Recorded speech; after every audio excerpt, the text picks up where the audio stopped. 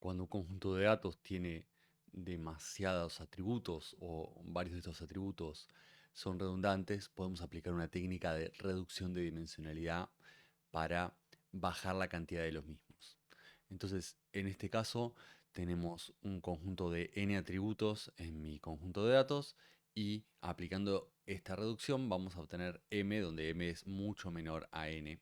Y luego con este nuevo conjunto de datos que va a tener la misma cantidad de filas o la misma cantidad de ejemplos, pero menos atributos y van a ser atributos nuevos, vamos a aplicar un modelo y obtener algún tipo de métrica.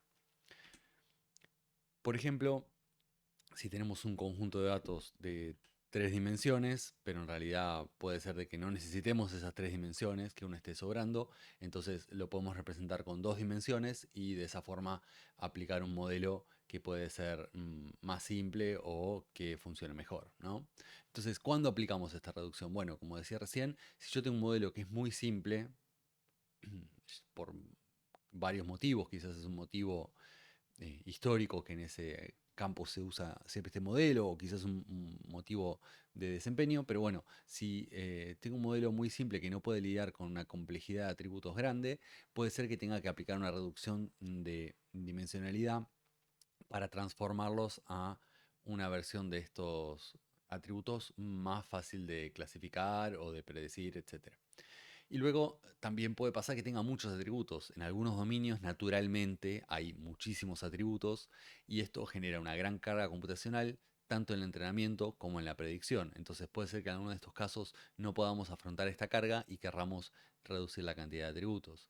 Y no solo eso, sino que algunos modelos directamente no van a poder entrenarse bien con muchos atributos, como la regresión lineal, que no tolera fácilmente una gran cantidad de columnas. También hay otra aplicación de la reducción que es para mejorar los procesos de visualización o de interpretabilidad de un modelo. En el caso de la visualización, quizá queremos bajar una cantidad de atributos muy grande a una cantidad de atributos que generalmente es 2 o 3 para poder visualizar estos mismos en un gráfico. En este caso, la reducción no se usa realmente para mejorar el desempeño de un modelo, sino que se usa para optimizar la visualización de los datos. Y en otros casos también puede ser que tengamos un modelo que querramos usar y en esos casos querramos entender qué es lo que se está reduciendo o tengamos muchos datos y no sepamos, tengamos columnas que quizás no son muy interpretables y querramos hacer una reducción a una cantidad de columnas menores de manera de interpretar en este espacio reducido de dimensionalidad cómo funciona un modelo. Y es interesante también que antes de aplicar estas técnicas, generalmente intentemos hacer nuestro proceso, hasta la visualización, la interpretabilidad o el entrenamiento y la predicción sin hacer la reducción. De esa manera vamos a entender y vamos a ganar información de por qué hay que o dónde habría que reducir eh, atributos, porque no es necesario reducir todos los atributos, se puede reducir un conjunto. No obstante, hay algunos campos en donde, como vamos a ver ahora, se estila siempre usar una reducción porque se sabe que la cantidad de atributos o de dimensiones es muy grande y probar con muchos atributos directamente ya se sabe que va a ser un problema. Acá tenemos un caso en donde no es obligatorio, pero acá lo estamos usando más para la visualización. Tenemos 3000 series temporales, donde cada serie temporal representa una acción. Acá tenemos las 6 clases o 6 tipos de acciones. Estar parado, estar sentado, estar acostado y caminar. O caminar para arriba o caminar para abajo. En este caso tenemos cada una de estas series temporal con 561 atributos y lo estamos reduciendo a solo dos mediante un algoritmo de reducción que se llama TSNE, que es un algoritmo no lineal. Y las entradas, estas 561, en realidad, bueno, son datos de acelerómetro de un celular que está en la cintura de la persona mientras realiza estas acciones. Y con eso, el objetivo de este conjunto de datos es poder clasificar cuáles son estas clases. Entonces, acá se hizo este proceso de reducción de dimensionalidad que no usa la información de las clases, pero podemos ver que en este espacio ya tenemos cierta organización en base a solo esta reducción de 561 a 2. Podemos ver que acostarse es forma acá un grupo muy particular. Acá no estamos corriendo un algoritmo de clustering, simplemente estamos corriendo un algoritmo de reducción y luego visualizando los resultados en 2 dimensiones, pero bueno, se ven ya acá casi naturalmente varios grupos. Tengo acá el de, como decía, el de acostarse, que es muy distinto al de sentarse o pararse. Parece que las acciones de sentarse o pararse son muy similares porque son medias inversas, así que acá este algoritmo no las puede, en la representación que eligió no las puede separar. Y esto está bien porque, como decía antes, en este caso el objetivo de la reducción era hacer una visualización. Entonces en este caso no necesito una representación que sea perfecta para separar los datos. Y como decía antes, a priori este algoritmo ni siquiera sabía que había clases. Entonces está bien, me sirve para entender un poco la dificultad del problema, porque si con solo 2 dimensiones ya veo que esta clase es muy distinta a esta, bueno, ahí ya sé que esta va a ser fácil, entre comillas, de clasificar, y estas dos quizás tienen más problemas para diferenciarse. Y acá de este lado tengo todos los tipos de caminata que hay. Tengo la caminata común, y acá también tengo la caminata para arriba y para abajo, que se mezclan un poco, pero que están bastante parecidas. Y acá también tengo algún tipo de caminata que parece que en este dominio abstracto de 2 dimensiones que no son interpretables directamente en este caso, pero bueno, porque es una transformación lineal, pero están. Entonces, bueno, vemos que este problema yo diría que no es tan difícil, porque con solo 2 dimensiones logramos ya una separación bastante grande. Después tenemos acá otro caso de uso en donde de nuevo estamos usando la reducción para hacer una visualización. Pasamos de las 50.000 imágenes que tiene el conjunto de datos MNIST, que son dígitos manuscritos, como vemos acá abajo. Agarramos cada uno que tiene imágenes de 28 por 28, o sea, 728 dimensiones, y las vamos a reducir a 2 utilizando dos estrategias. En este caso vemos que tenemos el algoritmo PCA, que no distingue muy bien los grupos. Si bien se ve acá una distinción clara de los distintos dígitos de las distintas clases, cómo se separan bastante, vemos también que se confunde bastante, hay bastante solapamiento. Y con una técnica que es no lineal, como el TSNE que mencionamos anteriormente, hay una mucho mejor separación. Y eso también nos dice que, bueno, con un modelo lineal probablemente sea difícil de separar esto, o no, bueno, pero bueno, no lo sabemos, pero vemos que con un modelo no lineal muy simple ya se separan bien todas las clases. Y esto es entendible porque MNIST es un conjunto de datos en donde generalmente cualquier modelo más o menos ya me va a dar un 99% de accuracy de clasificación.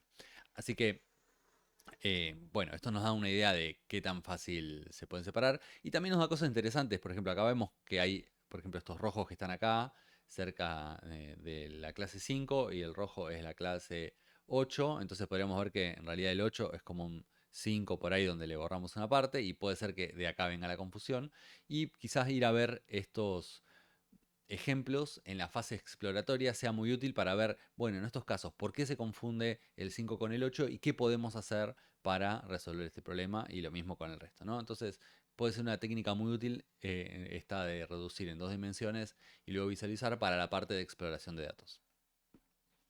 Ya luego, en una tarea ya más particular, podemos ver de que en este artículo que dejo acá la referencia, se utilizaron 170.000 ejemplos o 170.000 filas de datos del Banco Biológico de Japón, que tiene información genética de las personas y además tiene otro tipo de información, incluyendo la región.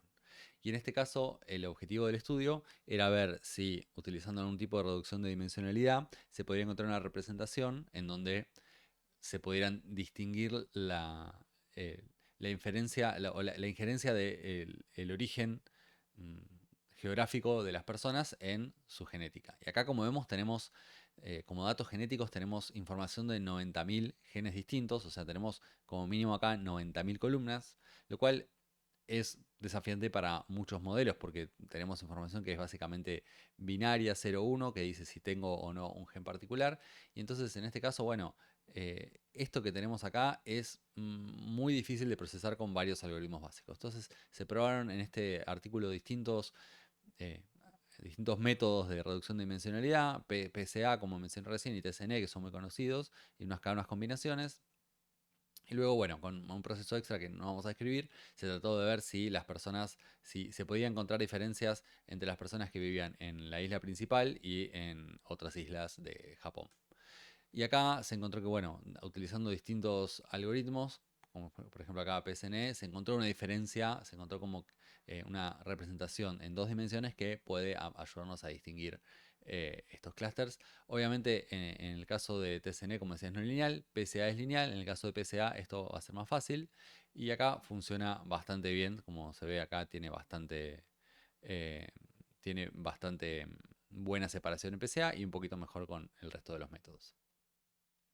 Acá tenemos otro caso similar en donde utilizamos también datos genéticos. En este área, en el área de la genética, se suele utilizar muchísimo la reducción de dimensionalidad, por lo que mencionaba antes, que generalmente los conjuntos de datos tienen muchísimas columnas en relación a la cantidad de filas. Y entonces, bueno, acá también se probaron un montón de modelos, incluyendo lineales, no lineales, y unos más avanzados acá, y unos basados en deep learning o redes neuronales. Y lo que se intentó hacer es encontrar cuáles de estos métodos son más aptos para hacer esta clasificación. Y bueno, nada, es otro estudio que se ha hecho. En imágenes multiespectrales de satélite, donde tenemos una imagen, pero que tiene más capas que las 3 capas de color que solemos utilizar para las imágenes comunes que sacamos en cualquier teléfono, porque acá tenemos imágenes sacadas con satélite que tienen distintas capas en base a distintas cortes del espectro electromagnético, ¿no? Tenemos distintos sensores que responden a distintas partes del espectro electromagnético y de esa forma tenemos en realidad acá una dimensión espectral donde, bueno, podemos tener en unos casos hasta 256 o 1000 o más de estas capas. Entonces, uno de los problemas es acá seleccionar cuáles de estas capas serían las útiles, o mejor dicho, en este caso que tenemos, vamos a hacer una técnica de reducción de dimensionalidad con una transformación, podemos transformar estas capas que quizás son muchas y que algunas tienen información redundante o otras tienen información que no sirve. Vamos a ver cómo las podemos transformar en menos capas. Entonces el objetivo de esto es empezamos con unas capas y queremos tener con muchas capas y queremos tener como resultado menos capas. Acá es una reducción de dimensionalidad un poco particular porque uno podría también reducir el tamaño de la imagen y eso sería como una reducción, pero no es lo que buscamos acá, porque reducir el tamaño de la imagen le reduciría la definición y no queremos eso, lo que queremos es ver cómo combinar las distintas capas en un menos para poder facilitar luego el análisis. Hay que tener en cuenta que en las imágenes satelitales generalmente los conjuntos de datos son muy muy grandes porque dependiendo de la resolución que tenga el satélite, que, generalmente los conjuntos de datos son gigantescos en el orden de terabytes y por ejemplo reducir la cantidad de capas a la mitad es realmente un ahorro computacional muy importante. Entonces acá tenemos un ejemplo con PCA, donde veíamos ahí el original y ahora vemos los distintos filtros que se hicieron con PCA. En este caso es interesante porque acá hay una mina en el medio que en la imagen original, que es la imagen, digamos, RGB, ¿sí? En este caso vemos que se ve mucho menos, o se distingue mucho menos el área de la mina que en otras. Entonces, si queremos detectar este tipo de cosas automáticamente, bueno, una de estas reducciones nos va a ayudar a reducir la cantidad y a mejorar la cantidad de dimensiones y a mejorar además el desempeño del modelo. ¿Qué diferencias hay entre la reducción y la selección? Bueno, podríamos decir que la selección es un caso particular de la reducción de dimensionalidad. Los objetivos son similares, tener menos dimensiones, pero cuando hablamos de reducción generalmente estamos implicando que vamos a generar nuevos atributos, o sea que vamos a transformar los atributos originales en atributos nuevos. Entonces, si bien en el caso de la reducción yo tenía n atributos y me quedo con m, ¿sí? Donde esto m es más chiquito que n, en el otro caso yo tengo n atributos y también me quedo con m, pero cada uno de estos atributos no es uno de los originales, sino que está transformado de alguna forma. Para ver acá un poquito por qué esto, digamos, por qué necesitaría transformarlos. Bueno, acá tenemos un ejemplo también de uso de imágenes satelitales, en donde vemos acá que estos son los datos con todos los atributos originales. Con PCA vamos a poder reducir la dimensionalidad bastante, obteniendo un accuracy. En este caso se utilizó la reducción para luego hacer una clasificación. En este caso el accuracy fue del 99%, mientras que en otros modelos de selección, estos dos, de reducción, el accuracy fue menor, porque bueno, a veces hay que hacer una reducción que sea útil, o por ahí estos dejaron más dimensiones. Pero bueno, lo que quiero decir acá es que en comparación con la selección de bandas, que es una técnica de solo selección, este funciona mejor y por eso en muchos casos es necesario hacer este paso extra de la transformación y no simplemente seleccionar los relevantes.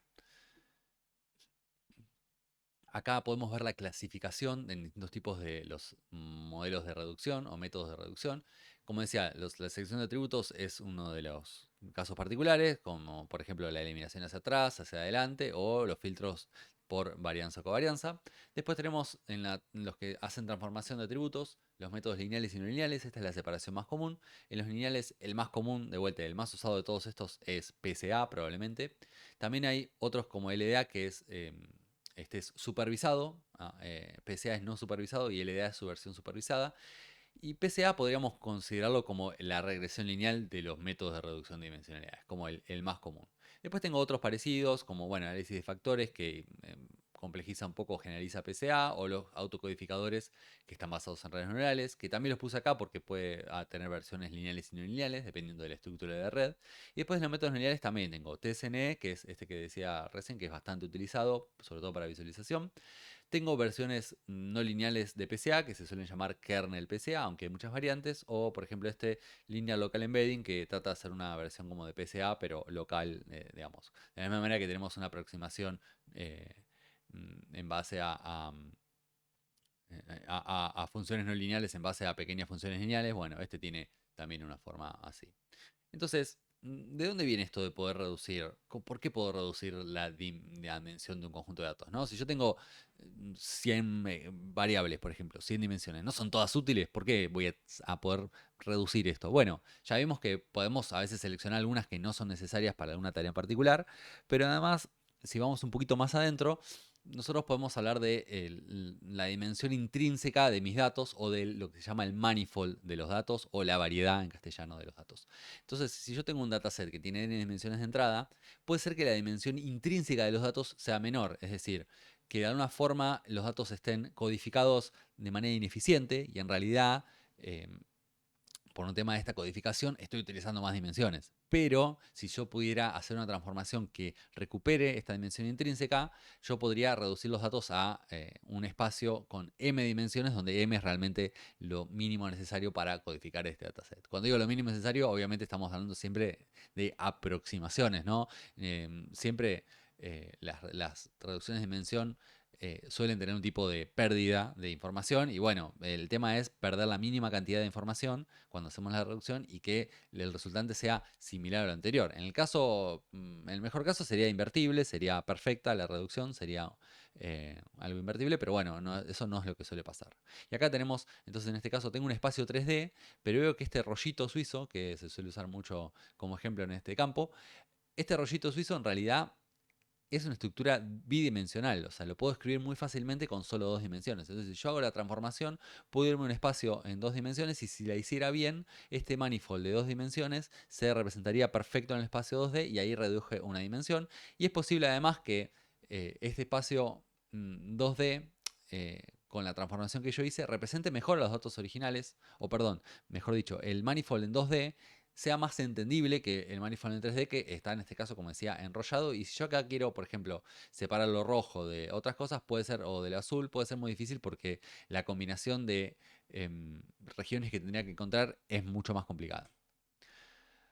Entonces, veamos un poquito algunos resultados de métodos no lineales, en donde acá, bueno, tenemos otro conjunto de datos también de prueba muy usado, que es la S.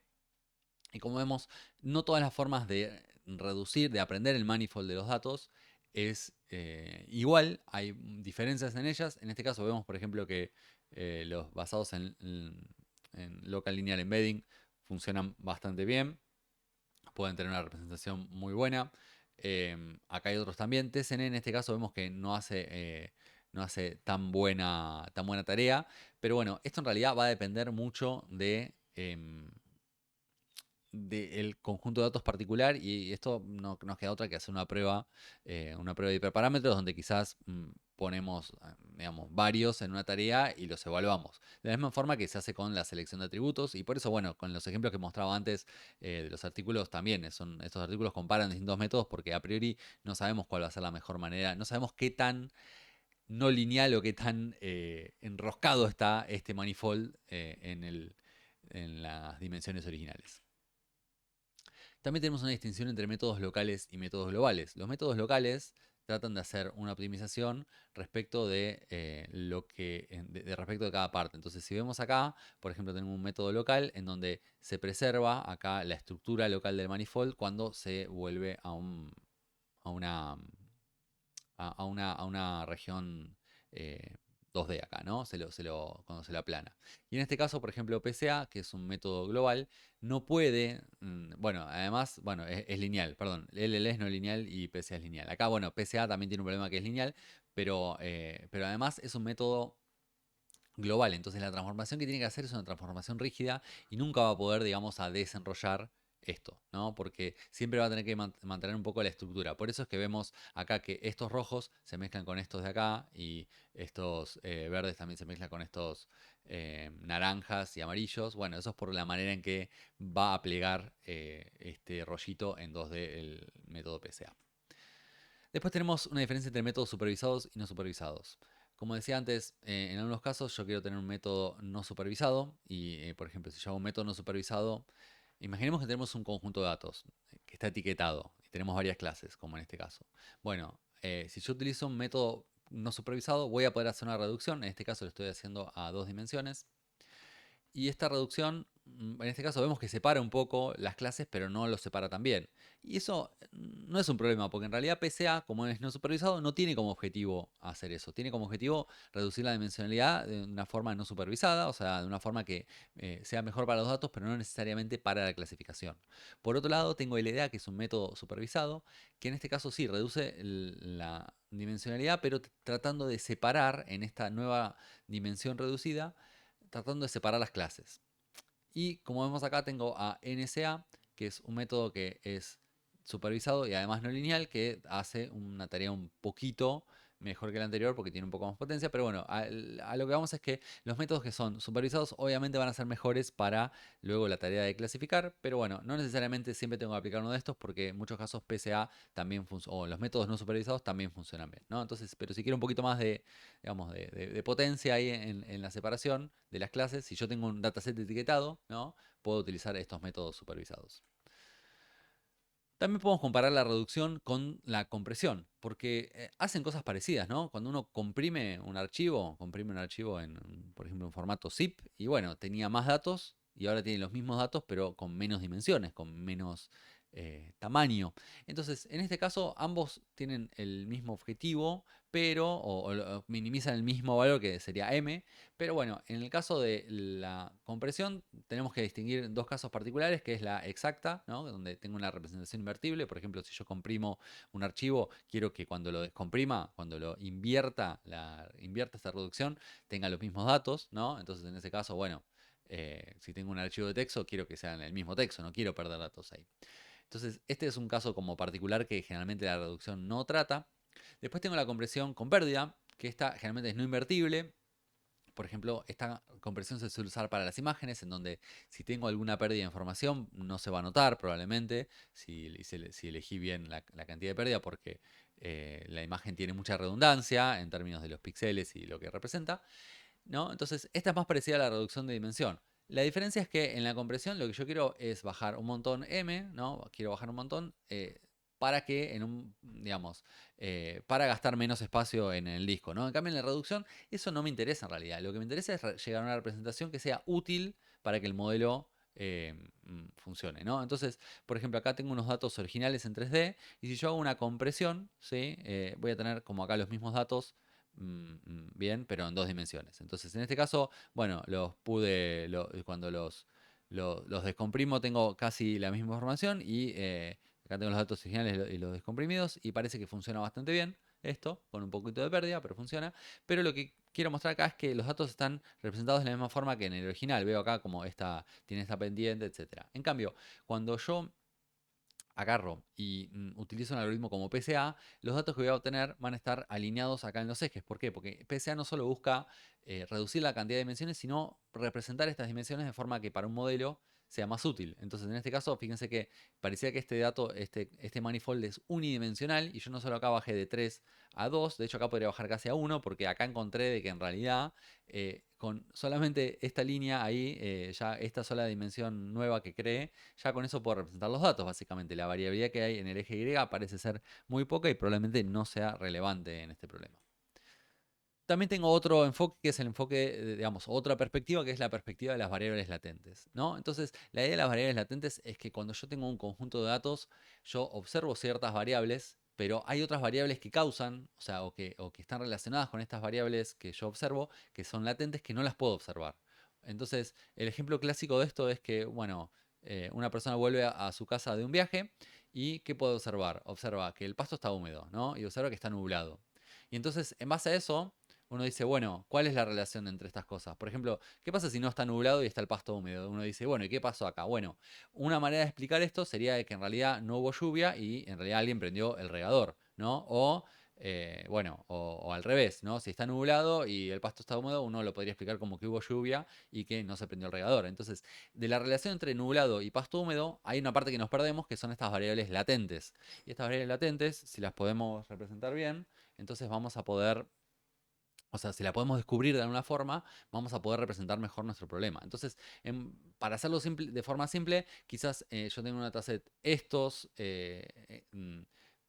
estas variables, estas dimensiones, que yo son las que observo, pero quizás quisiera hacer una transformación en donde se descubran automáticamente estas variables latentes que en realidad expliquen mejor mi problema, ¿no? Entonces, y en este caso tengo, bueno, 2 y 2, pero en la mayoría de los casos lo que nos pasa es que por ahí tengo mm, cientos de estas variables que observo y en realidad este proceso que tiene ciertas variables observables tiene en realidad solamente dos o pocas variables que lo explican, ¿no? Y bueno, esto tiene todo, digamos, podemos meternos un montón en variables latentes, lo dejamos acá, pero esta perspectiva está buena considerarla cuando hacemos una reducción, de que pensar que por ahí las variables que estamos obteniendo pueden interpretarse como un espacio latente que explican mejor nuestro problema, ¿sí? Pero no es lo que estoy observando, o sea, tengo un problema de un mismatch, digamos, entre lo que observo yo, lo que puedo observar en un problema y lo que realmente está pasando. Y bueno, en ese caso, bueno, si yo puedo tener una buena descomposición, una buena reducción de dimensionalidad, probablemente me dé